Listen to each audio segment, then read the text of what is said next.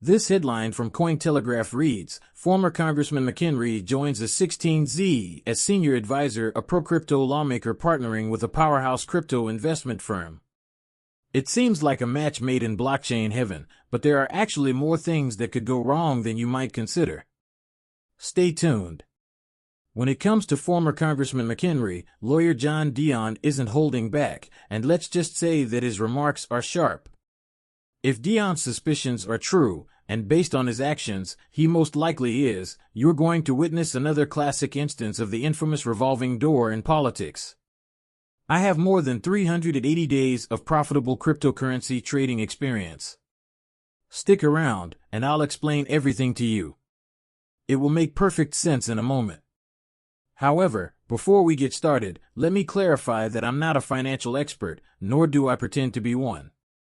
What I say here should not be interpreted as financial advice, so don't base any decisions about buying or selling on my opinions. I'm just a cryptocurrency enthusiast who enjoys discussing this topic in my YouTube videos. It's all for fun, so let's keep it that way and move on to this exciting update. In a daring post on February 26th, former Congressman Patrick Henry, a longtime champion for the crypto world, announced that he's taking on a new position as senior advisor at venture capital firm Powerhouse, a 16Z.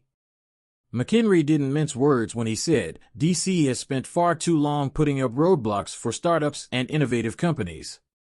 It's time to level the playing field and give the next generation of tech innovators a real shot. This isn't just my opinion, it's a direct quote from someone who has been at the forefront of this battle, and if you're an XRP holder, you'll want to stick around. This is directly related to the SEC Ripple lawsuit, and trust me, if your patience isn't already exhausted, this will definitely push you there. Let's get started. After 20 years as a representative, Patrick McHenry retired in January 2025. During his last years in Washington, he co-sponsored the Financial Innovation and Technology for the 21st Century Act Fit 21. Which sought to improve consumer protection and clear up the murky waters of digital asset regulation. However, he didn't stop there. As the former chair of the House Financial Services Committee, McHenry also pushed for a bill to regulate stablecoins in the U.S., solidifying his position as a leader in crypto policy. In a vehement statement, McHenry accused SEC Chairman Gary Gensler of intentionally misleading Congress about Ether's classification as a security and criticized the agency's enforcement-based approach to regulation. Okay, so you hear this and probably think, oh, this guy is all in on crypto, doing some solid work right, but wait. Let's just say that lawyer John Dion has a little different opinion on Patrick McHenry and isn't totally certain that he is on our team.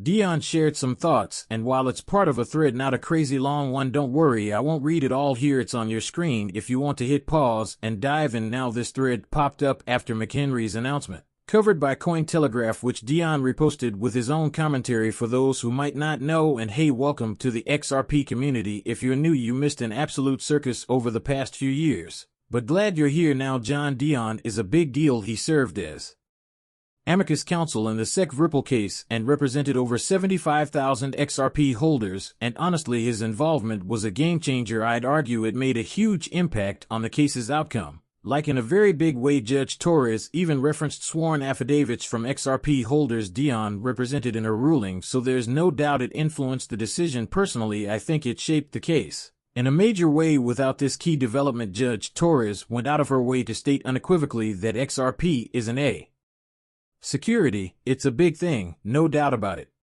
Let's take a time to discuss John Dion. You'll see how this relates to the Ripple case soon enough, so stay tuned. Dion isn't particularly upbeat about the state of affairs. This is what he said. Recall the letter I sent you, in which he targets former Congressman Patrick McHenry.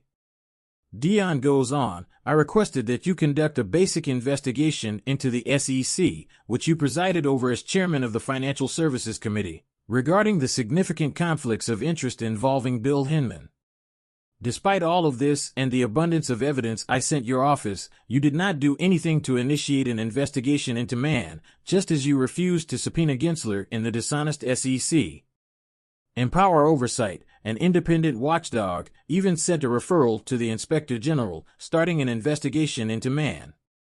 Dion doesn't hold back. Now you're working alongside the very person you refuse to investigate. The revolving door of politics is alive and well. I see you, sir, are part of the problem in this country. And why Congress has such a dreadful approval rating. If you think he's kidding, he's not. Check out the A16Z website. That's Billy Boy Hinman right there. Yep, the same guy, the one who gave Ethereum its infamous free pass speech in June 2018, almost 7 years ago. That speech changed the game completely. The real kicker, Hinman, while holding a high-ranking position at the SEC, used his influence to give ETH a golden ticket. With that speech, it's hard not to question the ethics of it all. The issue, he was still pocketing kickbacks from his law firm Simpson Thacher. At the time, Simpson Thacher was advising the Enterprise Ethereum Alliance, a group ConSun heavily involved with, and let's not forget ConSun was founded by Ethereum co-founder Joe Lubin Smil. That's a conflict of interest.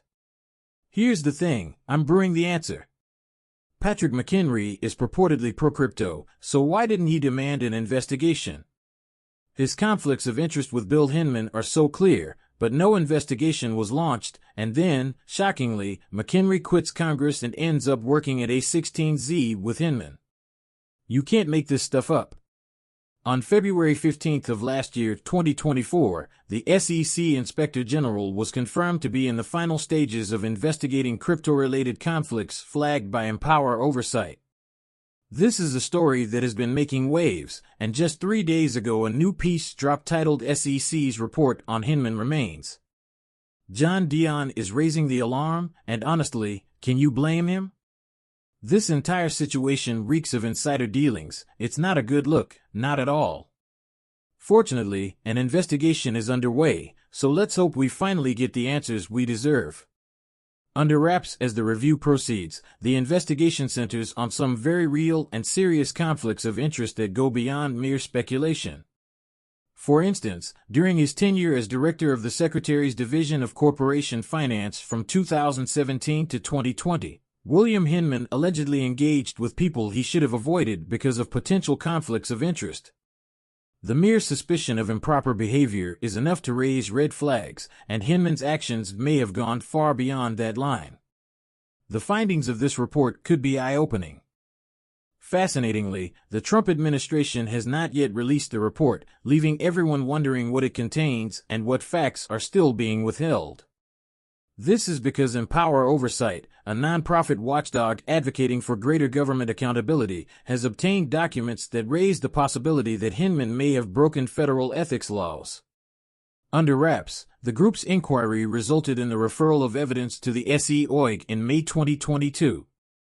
Fast forward to February 2024, and the SEC's Office of Inspector General stated that, based on information provided by the group's correspondents, it was nearing the end of its investigation. Consumer Action for a Strong Economy called on outgoing SEC Chairman Gary Gensler to make public the Inspector General's findings regarding his possible conflicts of interest, but let's be honest, none of us really expected Gensler to do so.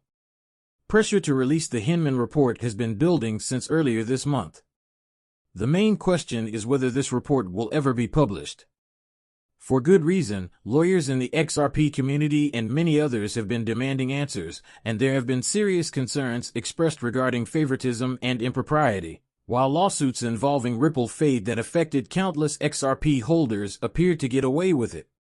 What is the true reason for the SEC's behavior during this period? Meanwhile, Patrick M.C. Henry, who had the opportunity to step in, decided to retire rather than look into this problem, and let's not overlook the obvious fact that he was working with Bill Hinman. As always, I'm not a financial advisor, and nothing I say should affect your investment decisions. That would just be a bad idea. What's happening here, the revolving door between regulators and industry players, feels more like a spinning carousel, and it's frustrating to say the least.